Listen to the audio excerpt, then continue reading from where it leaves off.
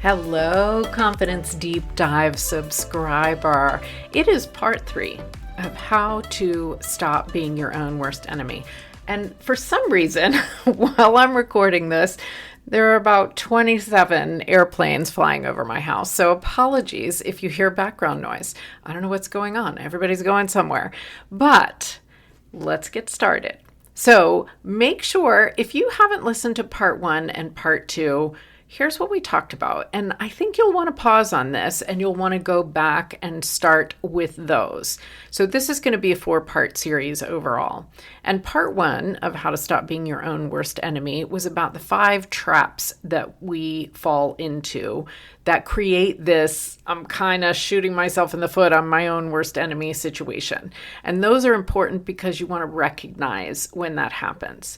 And then part 2, we talked about the fact that words have power, the power of our thoughts, the power of what we say, and we talked about the story cycle in our minds. And we're going to go through that again today so that we can refresh our memory. And we're going to talk about recognizing emotions. We're going to talk about the unintentional versus the intentional power of this story cycle.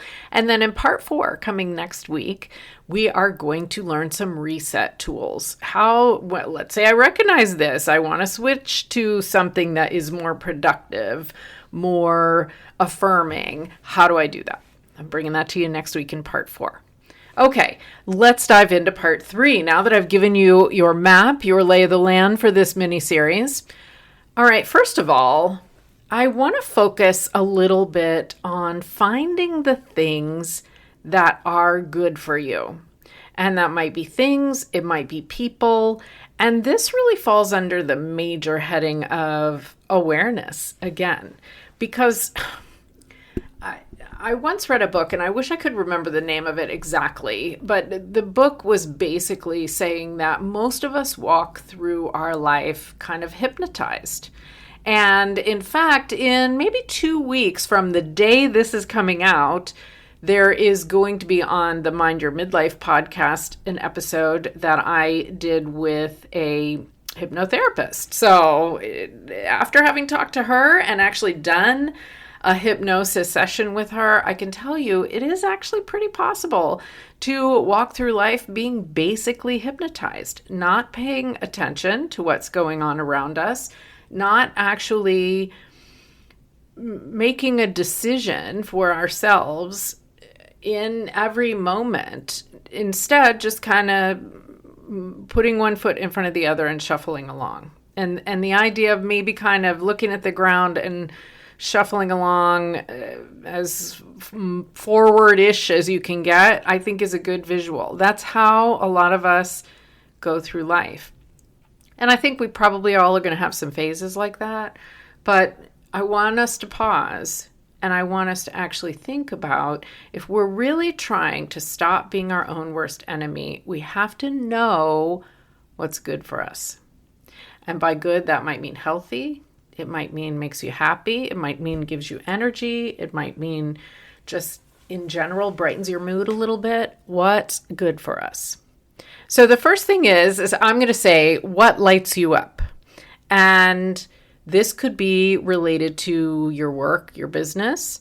It could be related to an activity, a hobby, a sport. It could be related to a relationship.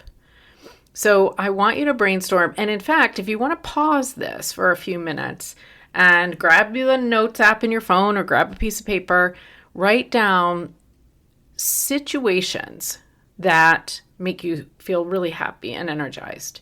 People, well, actually, skip people for the moment. You could start the list of people who make you feel really happy and energized if you want, but we're going to come back to that in a second.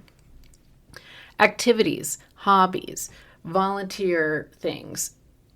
If you think about your work, there's not, I don't think, a job or a business in this world that is entirely, woo, I love it every day. But what aspects of your day-to-day tasks can you be enthusiastic about? Give you energy, make you feel good, make you feel at least intrigued or thoughtful. So pause this for a minute and see if you can brainstorm a few of those items. All right, did you do it? If you didn't, make sure you do it after listening to this episode, because here's what I want you to do. I want you to look at your list and I want you to see if you can find patterns. Is there a certain type of situation that you're in these examples?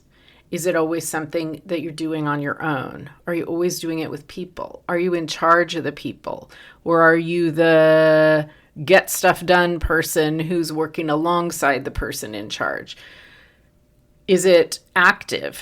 Is it sitting and analyzing things? What kind of people are you with? What do those people have in common? Is there some pattern there? Is it something that is fairly easy or simple and you enjoy the repetition of that? You enjoy the ease of it? Or is it something that is quite challenging and you enjoy that challenge? You enjoy digging into that? Are a lot of the things you wrote down leisure activities? So, you have the day job and you like it, but it's not what lights you up. What lights you up is the sports and the hobbies and the having fun with friends. Notice that. Or is it work related? Did you find lots of things in your day-to-day business or job that you can really get enthusiastic about? Lucky you, if that is the case. I want you to look for those patterns. Because let's imagine that you've just realized that you love a challenge when you're around other people who are great team players. Let's just say that's what you realized. And you'd love it to be active, but it's okay if it's not. Well, guess what? What if we could add more situations like that? Think about how else could I put myself in a situation that is a challenge with other people who are in there with me and we're working it out together. I bet there's things. I bet there's active team types of things. I bet there's game types of things, clubs. There's so many. But you need to know what pattern there is in these things that light you up. And you need to actively make the decision to put those into your life. Okay, so if you didn't take enough time to think about that, take time when you finish this episode. It's really powerful. And I promised you we'd talk more about the people. All right. So I want you to pause again, unless you already did this. And I want you to think about the people in your life you love to be around. And when you leave them, you just feel so good. They bring you up. And that doesn't mean it's all skipping through daisies whenever you're with them, but you are lit up in some way, whether it's energy, whether it's your brain is inspired, you're just smiling, you just feel good in some way when you're around these people. So I want you to pause and I want you to note down at least a few people in your life who are like that. Okay, got it? Now, look at your list of people. And this obviously is not necessarily an exhaustive list. You might be doing the laundry and you don't have time to sit and make an exhaustive list. That's okay. Again, we want to look for a pattern. What do the people you love to be around have in common? Have you met them through some sort of situation? Have you been with them in some sort of situation? Do they have a similar personality in some way? Do you always do similar things? Is it more about the activities than the people? What do they have in common? And I would rather you not just say they're family or they're old friends. Let's see if we can go deeper. What are their similarities? Look into their personality. How do you interact? What's similar about that? Now, what if I asked you, and I don't want to focus on this for too long, but this is really important to think about. What if I asked you to make a separate list of people who bring your energy down. And I'm going to give you a story to explain what I mean by this, because even though we do kind of walk through our lives half asleep a lot of times, you probably know when you are around someone who brings your energy down. I have a family member who's often quite negative, pessimistic. That's one I recognize. And I am careful about how I react and respond. I also realized at one point, this was years ago when my kids were growing up, that I had a friend who maybe I needed to take a bit of time away from. And this friend is just a really friendly and fun person, lots of energy. Our kids went to the same school, we lived in the same area, so we were involved in a lot of the same things. We did things together. We ended up at group events and we saw each other a lot. And I realized at one point, after a long time, that when I left my interactions with her, I felt worse about myself. And let me just say, in all fairness, it wasn't any direct thing that she was doing. She is a nice person, and I believe she was always trying to be a nice person. I was doing something with like a weird comparison. I'm not good enough. I can't hang with this popular crowd. I'm doing air quotes, whatever. I truly don't think she was trying to come across that way, but boy, was that what I was reading in. And it was really not good for me. It was like I put myself back into this dorky, geeky middle school person who couldn't hang with the people that were cool. I had to distance myself for a little while. Not her fault, I don't think. But there was something about my relationship with her that was not good for me. And so I interacted with her less. Now that's a friend. It's easier when we're talking about a friend than when we're talking about a family. I am not saying to you, stop interacting with family. I don't personally believe there's really any reason to stop interacting with family unless there is, of course, some major abusive type of thing. I can't judge that. I don't know your story. With the family member I mentioned, I just am more careful about how we interact. And I love this person, and I want that to keep happening. And so it's gotten really so much better over the years because I am in control of my reactions. So if you have people in your life who I'm going to say bring your energy down in maybe the ways I've described or some other way, I think you maybe don't want to think about it, but what are those relationships? Are they friends? Are they family? Are they colleagues in some way? Are they neighbors? Who are these people? And would you like to interact less with them? What are the pros and the cons there? I didn't really want to interact less with my friend. She was, high energy and really fun. And I still recognize that for my own health at that time, I needed to minimize it a little bit. So maybe that's the answer. Or what if you change the way you speak with them? Now, this is an interesting one. And we're going to talk in part 4 a little bit more about how we speak, because conversation, the habits we have in conversation is one way of resetting this whole I'm my own worst enemy thing. But let me just say this now. What if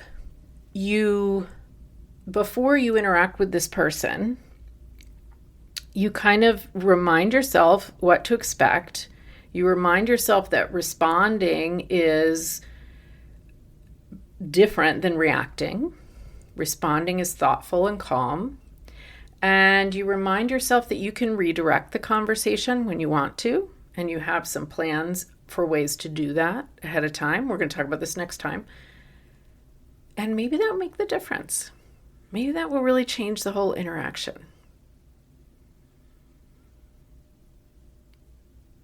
So the key here is not to be cutting people out at all, at all. I've been on the other end of that situation, and it's awful and sad and it hurts. The key is to be aware of the activities and the people that light you up, let's say even activities and the people who bring you down, and to make decisions about how you'll participate and be around the ones that bring you down, and how you'll participate and be around the ones that lift you up. Not everybody in your life has to be your personal cheering section. It's not really about that. It's about how you feel. It's recognizing that. Because when we gloss over that stuff, that's part of how we become our own worst enemy. Okay, so let's keep going on this feel topic, because the next thing is to learn how to recognize our emotions. So back in part 2, we talked about the story cycle. SSEAO. Situation, story, emotion, action, outcome. Okay, let me give you an example of what this is. So you are all the time in a situation, right? Let me think of an example here. I actually was interviewed on a podcast last night, and she was asking me about a coaching relationship I'd had with a client, and I gave her an example. So I'm going to give you this example. So the situation was that this coaching client, let's call her Ingrid, was in a sales profession and was not hitting her goals and was feeling really frustrated and upset about it. The frustrated and upset part is not part of the situation, though. The situation is the facts. She has a sales job. She has not hit her goals in the past, let's say, 3 months. That's the situation. No other added, feel bad because of this, blah, blah, blah. The next step is story. That's where the rest of that stuff comes in. What is Ingrid telling herself? What are you telling yourself about the situation? This means that I'm a terrible salesperson. I must be annoying people. In her case, she was telling herself she must be annoying people. So of course they weren't going to buy from her. Well, if that's the story, running around in her head all the time, what emotion is that creating? That's the emotion part. Well, she was feeling frustrated. And honestly, I think a little, small or embarrassed. That's a bit strong of a word. So we'll stick with frustrated, but there was emotion there. And so what happens is the emotion that's created by the stories we're telling ourselves affects the action we take. So is Ingrid going to go out and really put her best foot forward in doing this sales job and talking to people who quite legitimately may need the solution that she's offering? Well, probably not. Not when she's feeling frustrated and she's feeling down on herself. She's going to come across maybe in a little bit of a desperate way, or maybe she's going to sort of walk into a conversation assuming they're going to say no. People can feel that, right? And so what's the outcome going to be? Well, certainly fewer sales than what she could otherwise do. And maybe that's what we've been running for the past 3 months. That's what I mean about the story cycle. And in life, we sort of run these story cycles all the time because there's always thoughts running through your head. They're always creating emotions, and that's always affecting your actions, always. So that's what we call the unintentional story cycle. It's just happening. Who knows where the story came from? Maybe it's experiences we had in the past. Maybe it's anxiety about what's coming next. Maybe it's we're trying to do something we don't even care about it. Who knows? That's always happening. So now we realize that the thoughts in our heads and the emotions they're creating really matter. So what if we want to change that? That's why you're here. How to stop being your own worst enemy. We want to create what's called an intentional story cycle as opposed to unintentional. So let's do it backwards. So remember, we had situation, story, emotion, action, outcome. I almost forgot. Let's go backwards. What's the outcome you want in the situation? And you can make a crazy big outcome if you want, or you can make a realistic outcome. She wants to meet her goal over the next 3 months. Okay, let's go backwards again. Actions. What actions does she want to take in order to have that outcome? We usually know this, right? We may not do it, but we know the actions that would be smart to take.